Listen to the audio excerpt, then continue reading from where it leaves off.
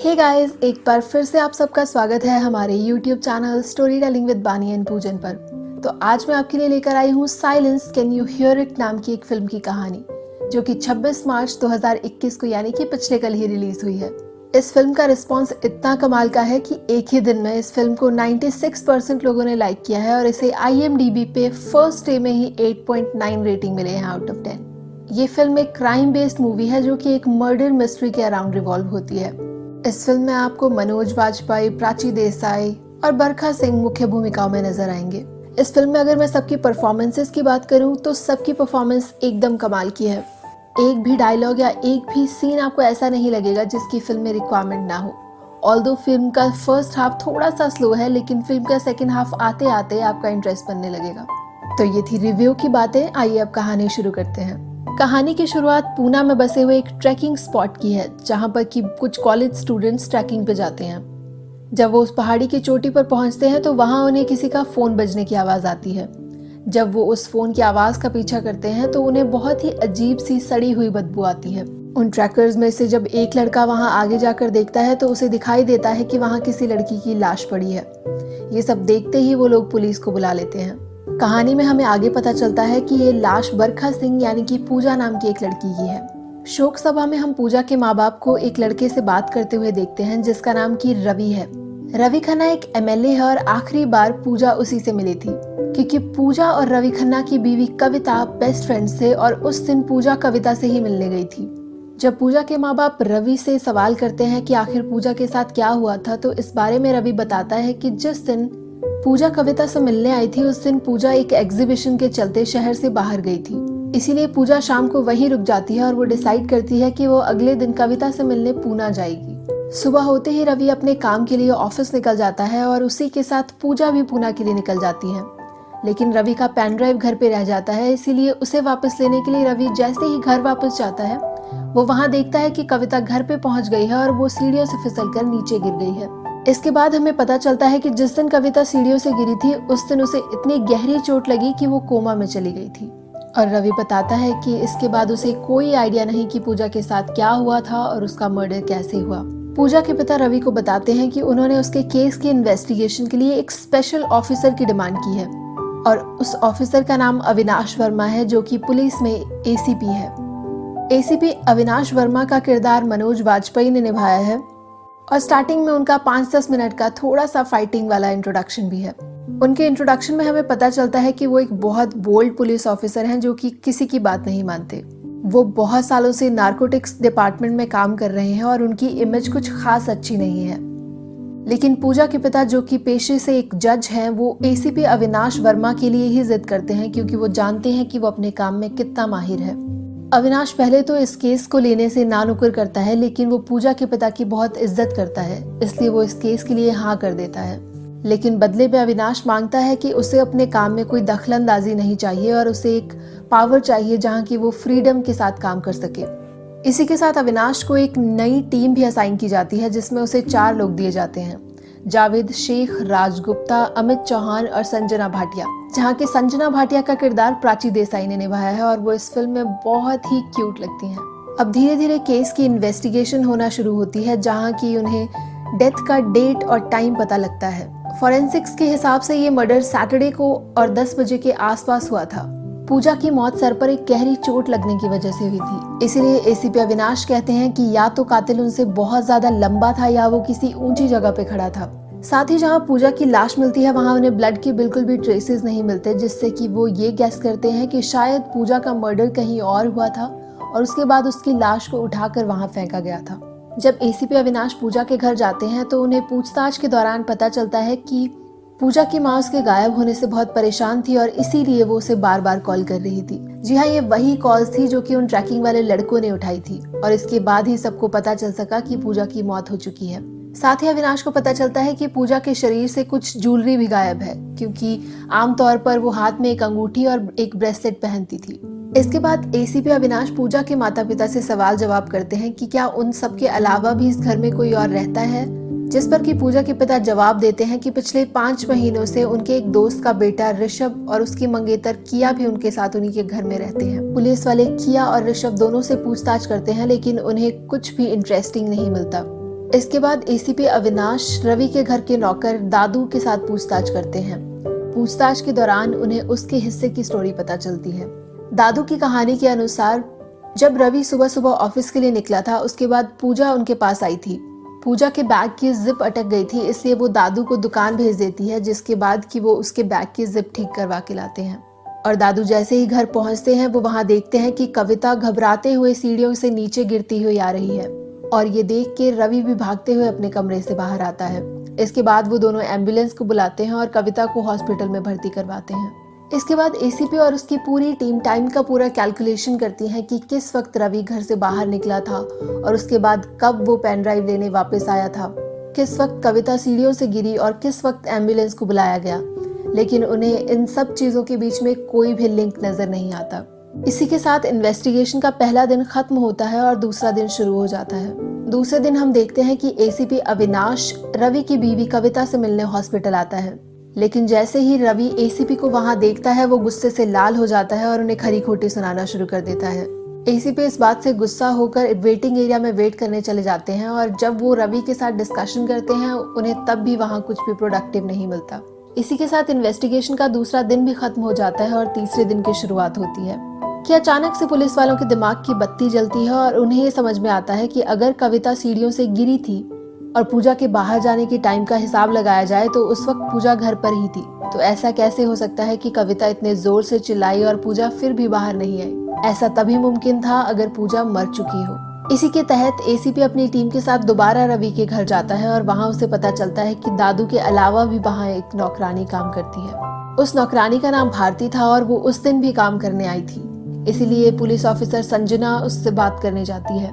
भारती से बात करने के बाद पुलिस वालों को पता चलता है कि जिस दिन भारती घर गई थी, उस दिन उसने देखा कि घर का दरवाजा खुला है और घर के अंदर से एक अनजान आदमी बोरी में कुछ भर के ला रहा है। भारती को यह सब अजीब लगता है, इसलिए वो वॉचमैन को कॉल लगाती है, लेकिन वॉचमैन उसका फोन नहीं उठाता। जिसके बाद कि वो रवि को कॉल करती है और कॉल करके उन्हें सब बताती है। लेकिन रवि इस बात पर कहते हैं कि उस आदमी को उन्होंने ही घर भेजा था ताकि वो कुछ पुरानी किताबें बाहर ला सके।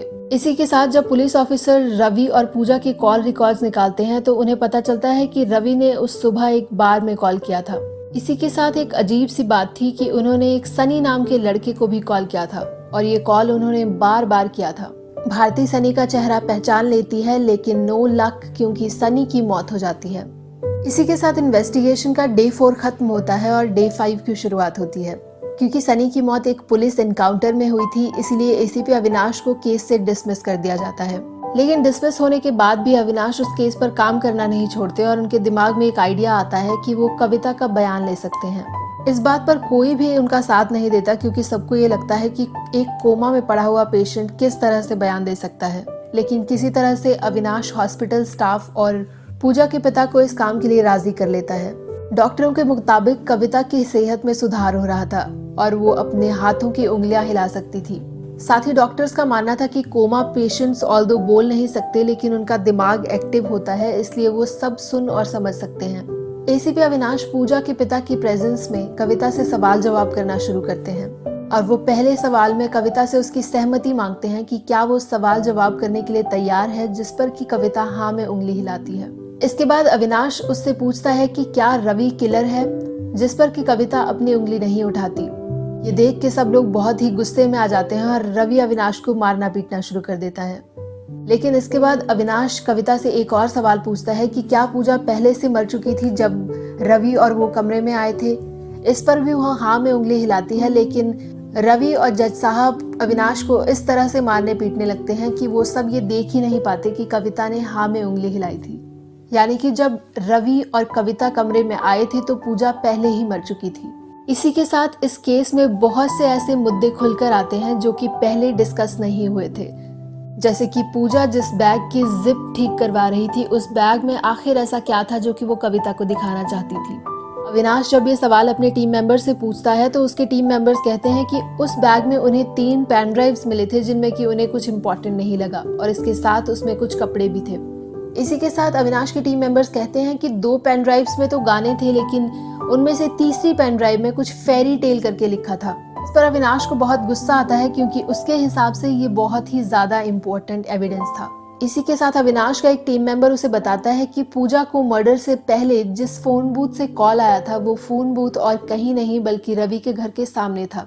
साथ ही अब अविनाश का दिमाग खटकने लगता है और वो बिल्डिंग के एंट्री रजिस्टर की डिमांड करता है। जैसे ही अविनाश देखता है कि एंट्री रजिस्टर में क्या है, वहीं से सीन सीधा शिफ्ट होकर सब लोगों की एक बैठक पर आता है, जहां कि अविनाश ने सब लोगों को एक साथ इकट्ठा किया है ये बताने के लिए कि आखिर पूजा का कत्ल किया किसने था। इसी के साथ हमें केस के बारे में बहुत सी अजीब चीजें पता लगती हैं, जैसे कि पूजा के मर्डर से पहले ऋषभ उससे मिलने रवि के घर गया था। एज यूजुअल ऋषभ इस बात से इनकार कर देता है, लेकिन जब एंट्री रजिस्टर की एंट्रीज देखी जाती हैं तो एक एंट्री बहुत ही ज्यादा अनयूजुअल थी। उस रजिस्टर के एक ही पेज पे सुखबीर नाम से 2 सिग्नेचर्स थे, लेकिन दोनों की राइटिंग बिल्कुल डिफरेंट थी और उनमें से एक राइटिंग बिल्कुल ऋषभ की राइटिंग से मिलती जुलती थी। लेकिन जब ऋषभ को पता चलता है कि अब सब बातें खुल ही चुकी हैं तो वो बता देता है कि उसका और पूजा का अफेयर चल रहा था। ये सुनते ही उसकी मंगेतर किया जोर जोर से रोना शुरू कर देती है, क्योंकि ये उसके लिए बहुत ज्यादा शॉकिंग था।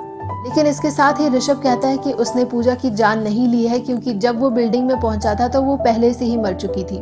गाइस, जब ये डिस्कशन शुरू हुआ था तो इसकी शुरुआत में ही एसीपी अविनाश सबके फोन साइलेंट करके अपने पास रख लेते हैं, और वो ऐसा इसलिए करते हैं क्योंकि जब वहाँ सब लोग डिस्कशन कर रहे होते हैं, वहीं दूसरी तरफ अविनाश फॉरेंसिक्स की एक टीम को रवि के घर भेजते हैं ताकि वो ये पता लगा सकें कि पूजा का खून वहीं पर हुआ था।